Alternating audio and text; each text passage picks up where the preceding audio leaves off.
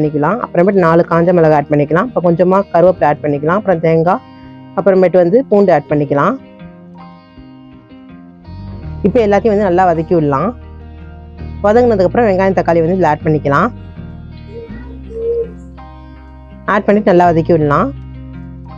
இது ஓரளவு நல்லா வதங்கினதுக்கப்புறம் ஒரு கைப்பிடி அளவு கொத்தமல்லி வந்து இதில் ஆட் பண்ணிக்கலாம்.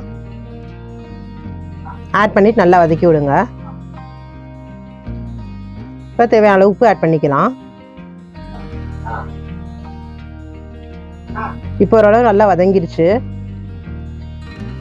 இப்போ வதங்கினதுக்கப்புறம் நல்லா ஆற விட்டு மிக்ஸி ஜாரில் ட்ரான்ஸ்ஃபர் பண்ணி அரைச்சி எடுத்துக்கலாம். இப்போ தாளிப்பு போட்டுடலாம். இப்போ எண்ணெய் சூடானதும் கடுகு உளுந்த பருப்பு ஆட் பண்ணிவிட்டு கருவேப்பிலை ஆட் பண்ணிவிட்டு இந்த சட்னி வந்து இதில் ஆட் பண்ணி ஒரு 5 மினிட்ஸ்க்குள்ளே கொதிக்க விட்டு எடுத்துக்கலாம். இப்போ தண்ணி வந்து கழுவி ஆட் பண்ணிக்கலாம். இப்போ ஆட் பண்ணிவிட்டு வந்து நம்மளுக்கு கொத்தமல்லி சட்னி வந்து